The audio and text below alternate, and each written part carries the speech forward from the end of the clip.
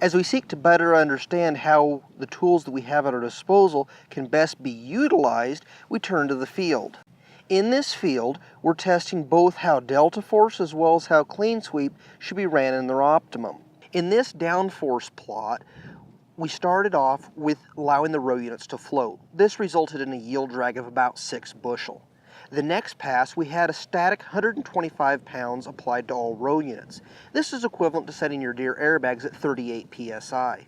This had a yield drag of about 2.5 bushel to the acre. Then we turned it up to 250 pounds of static applied force, which would be equivalent to about 75 psi in your deer airbags. This had a yield drag of just over 2 bushel. The final pass was running DeltaForce in an automatic 100 pounds of margin target across all row units, thinking for themselves. This resulted in the best yield.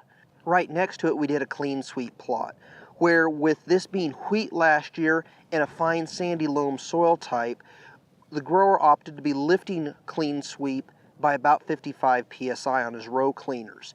As we got looking at the yield results, he ended up having about a 1 3/4 bushel advantage if he would have allowed the row cleaners to float, and the lifted row cleaners was dragging by about 3 bushel.